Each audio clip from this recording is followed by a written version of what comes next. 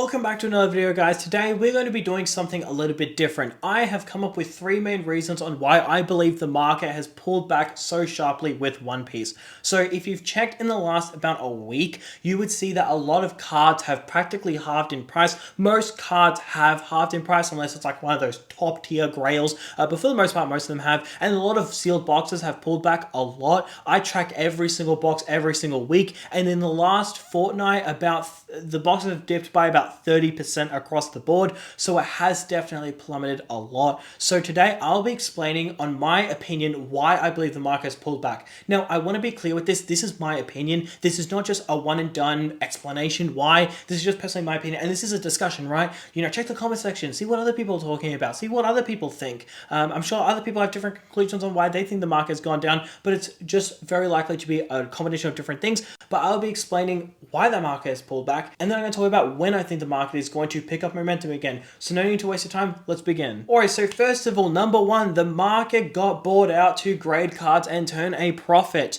So what does this basically mean? Well, what this means is there were a lot of cards that you could make a lot of profit on if you bought the cards, graded it, and then got a PSA 10. This was something I talked about months ago. I said that if you've been in One Piece for the most of its lifespan, you would remember mangas only had about a 25% premium on a PSA 10. You would have a, say, a Zoro manga, right? It's technically not, but I'm just using this for the numbers' sake.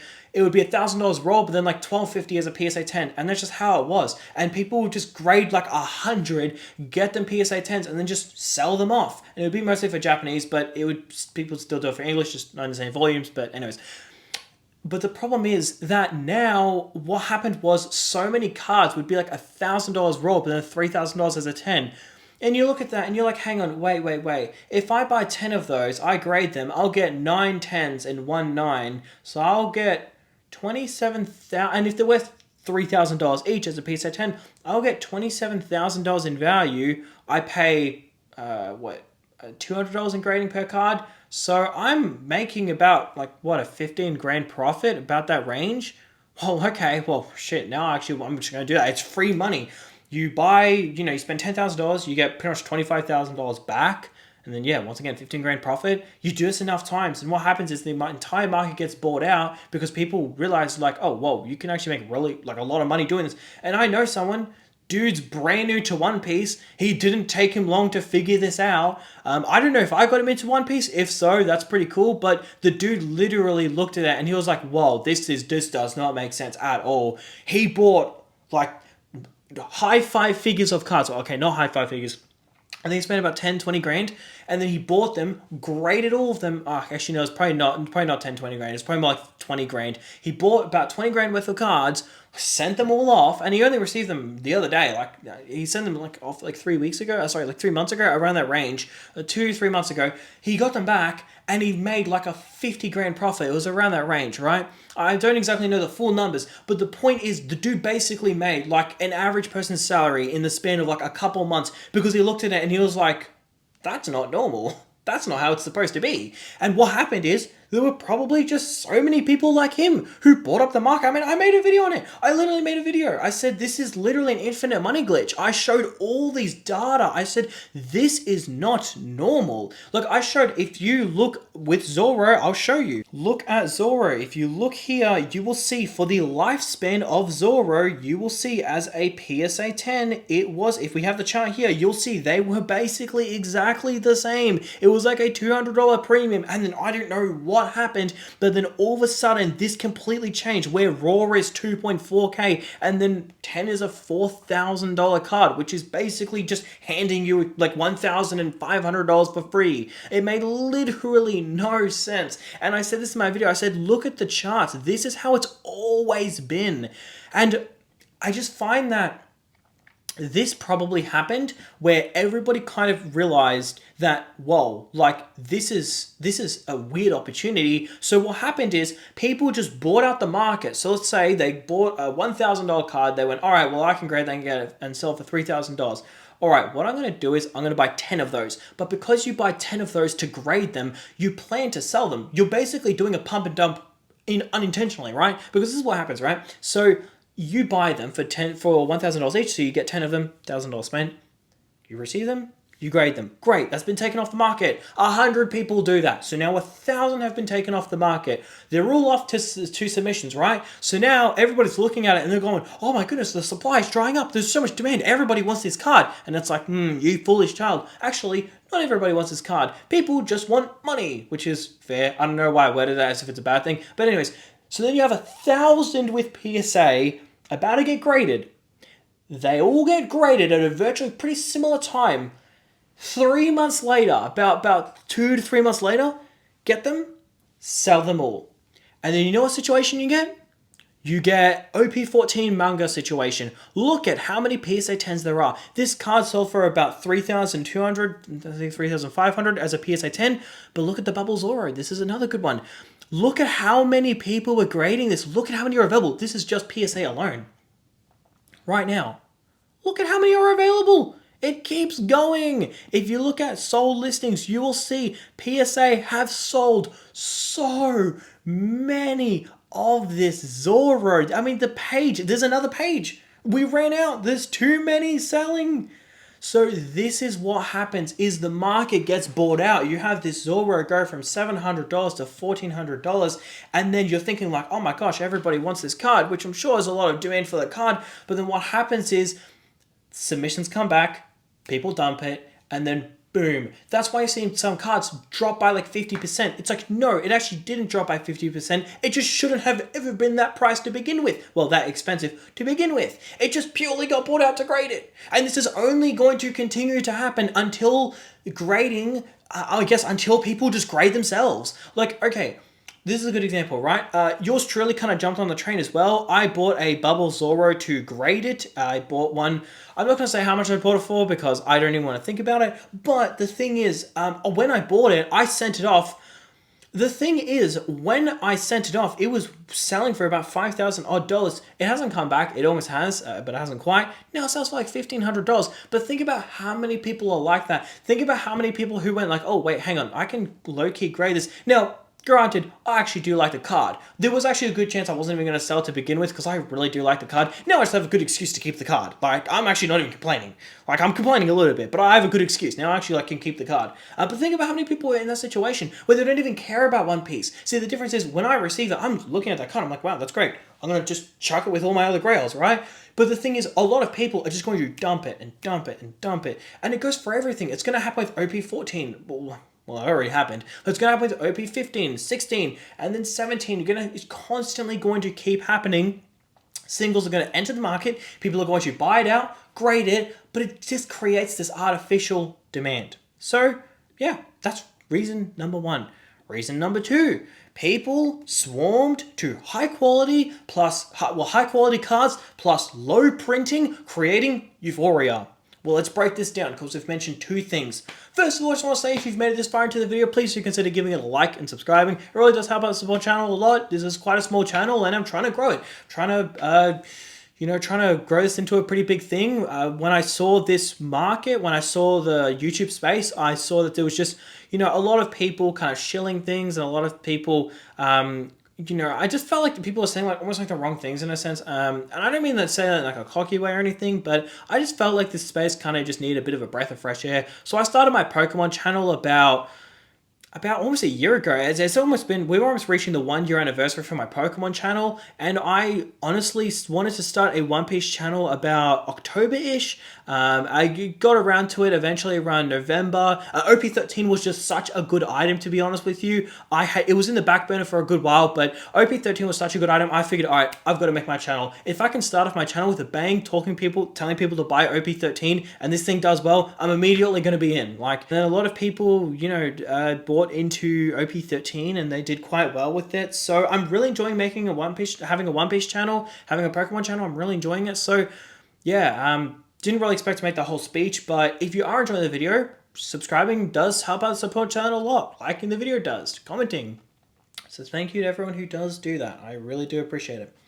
And also, if you're shopping on eBay or TCGPlayer, please do consider just using my affiliate link. All you basically do is just click the link in the description or the pinned comments, make your purchase, and then I get a small kickback. It really does support the channel a lot. If you're already shopping on those platforms, you might as well do it. So yeah, I appreciate everyone who does do that. But anyways, let's continue. Alrighty, so next, let's talk about the low printing creating euphoria. So the thing is with One Piece is they didn't really print a lot of One Piece booster boxes. They didn't print a lot of it.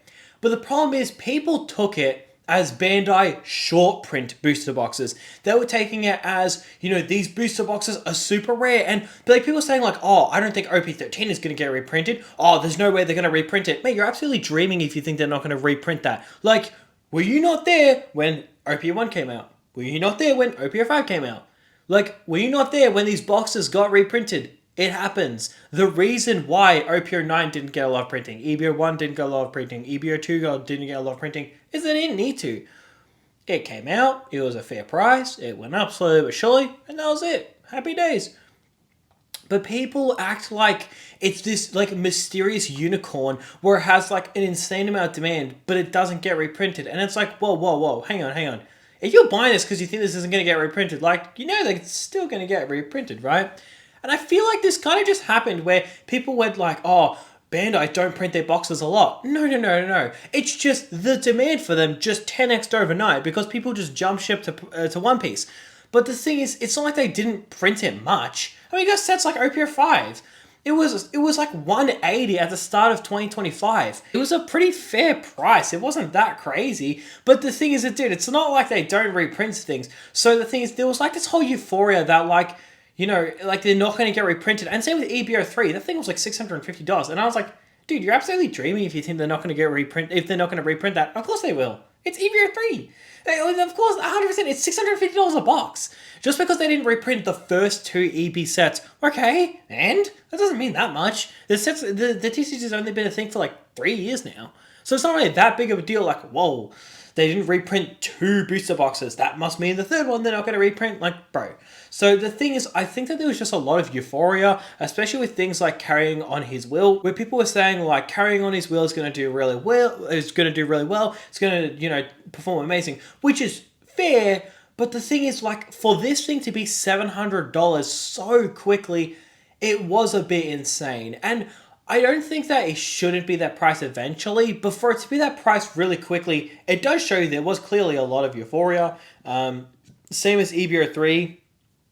Look, OP13 is a really good set, so it does sort of justify it. EBO3 did not justify its price at all, okay? It's a good set at best, okay? The manga is okay. Honestly, the more time that goes on, I actually don't really like the manga, if I'm being honest. Originally, I thought, like, yeah, it was okay, but honestly, I don't even know, man. I think the manga selection is like, just pretty crap in my opinion. Like, okay, it's not bad, but like, yeah, it would have been cool if it was like maybe a Nami or a Boa. That would have been a little bit better. But anyways, other than that, it's not really that good of a set. It has, a couple cool SPs, but other than that, that's realistically it. So the thing is, this was just pumped up by pure euphoria. So I think that there was just simply that, a lot of euphoria in the market because of the low printing. But then when there was an EBO3 reprint, people were acting so surprised, like, as if that's like not expected. Like, yeah, if it's gonna be $650 on pre-order, well, what do you think is gonna happen, right? So that's that. Next, we need to talk about number 3, which is other great TCGs having some big releases and events happening. So, Pokemon, we had Ascended Heroes come out. That was a fantastic set. One of the best sets they've made in all of Pokemon's history. Pokemon have made some really good sets, but you know what? I think this is definitely a top 10 in my opinion. I think absolutely this is a top 10. Next, we've got the Gundam GDO3. GDO3 was a big hit. They introduced SPs into that set. The set overall was a massive success. It has extremely high sales volume. It brought a lot of people back into Gundam because GDO2 was an absolute flop. So basically, you had GDO1, which was a really good set, GDO2, which was a massive flop. So it's basically been half a year since Gundam has experienced a good set. And this was a third one, which was really, really good. So then that was also a big thing as well. Next, Riftbound. Riftbound just overall is also another TCG that is doing really well. And then you had Spirit Forged come out, and that is quite popular. Also, another thing is 30th anniversary for Pokemon. That's a huge event. They only celebrate it in the TCG practically every 5 years. And that is this year. So that's a pretty big deal for Pokemon as well. So overall, like, if I'm being honest with you, it just kind of seems like there's just so many things happening in the TCG world that people are, they're more easily, they're down to collect like anything, right? Because like, okay, when 2025, like early 2025, people like only collected Pokemon, right? And then you had the Gundam TCG come out, and then you had, the Final Fantasy collector box, and the people were like getting a feel for other TCGs, right? Then you had One Piece explode in about December-ish. What happened was, this was like the first time where people started to like own grails of other trading card games. They started to, do some grading and crack some boxes and stuff like that, right? And I feel like now, 2026, it's kind of like open up the eyes where people have realized like, oh, there's like other good trading card games out there. It's like, it's not all just Pokemon, right? And it's not all just One Piece.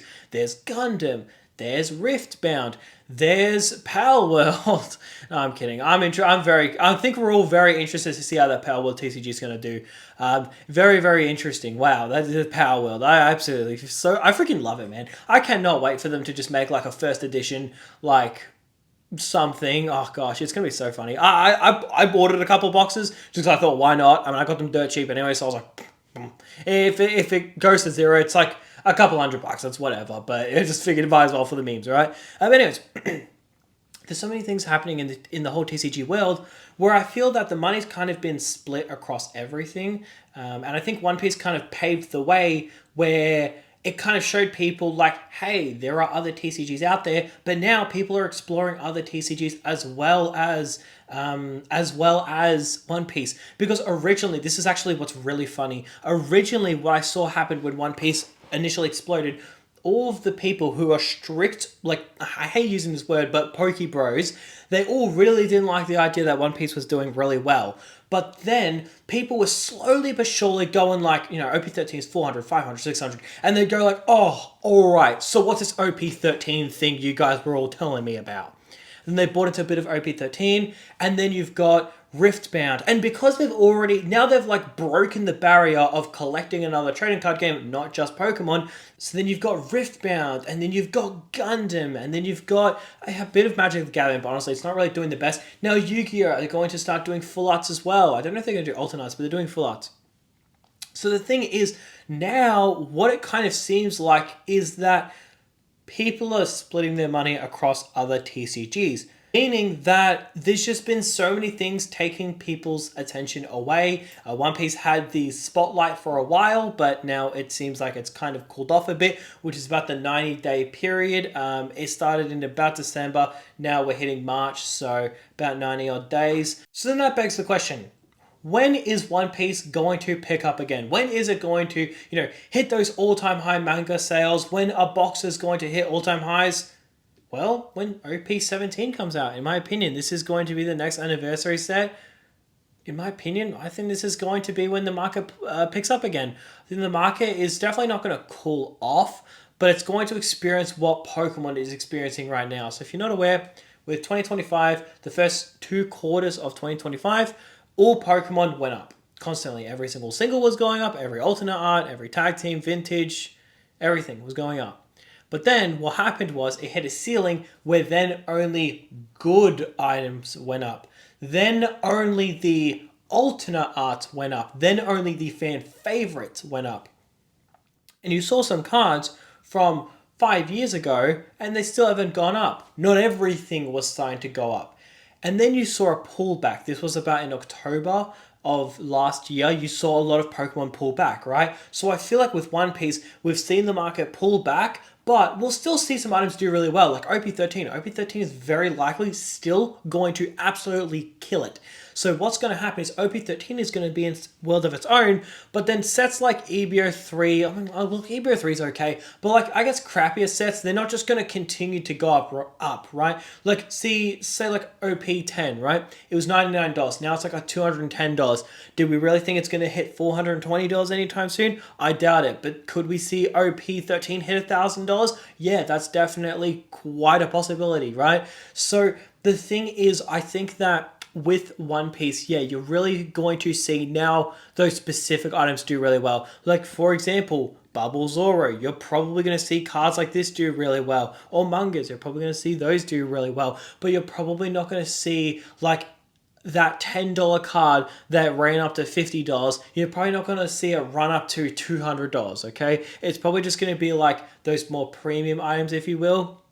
That's what's happening with Pokemon right now. Most items aren't really doing that good. It's just specific items that are really, really good big fan favorites are doing really well, and then it feels like the whole market is doing well, but it's not really the case. So I feel like the market will pick up again when OP17 comes out. Nonetheless, that does not mean that nothing's going to go up from now till then. That's not what I'm saying at all. I also just want to quickly add something as well. I think the One Piece TV shows, I'm pretty sure everybody's saying this, like I don't think anyone's denying it, but I'm pretty sure the One Piece TV show is going to help the TCG pick up some momentum. The One Piece TV show looks really promising. The first season was an absolute hit, so we'll see what the second season does for the TCG, but if you weren't there when the first season came out, then it really did help the TCG. I saw a lot of people become fans from the TV show, and then they cross-bordered onto the TCG. So I think we'll probably see that again, probably not in the same volumes, but I think we'll still see it help, like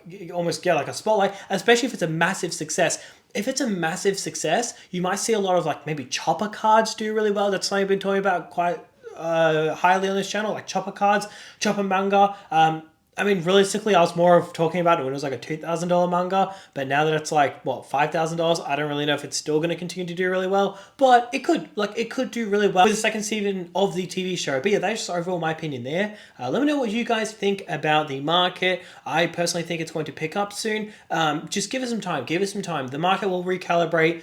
But now is just the best time to buy. I'm just gonna keep making videos on cards I think are worth grading, or I'm going to be making videos on cards that have gone down or boxes that have gone down that might be worth picking up, because there's so many items that have become so cheap, and I feel like it is worth covering them. So I'll be doing that in the upcoming videos. But that is going to do it for today's video. Thank you so much for watching, and I will see you in the next one.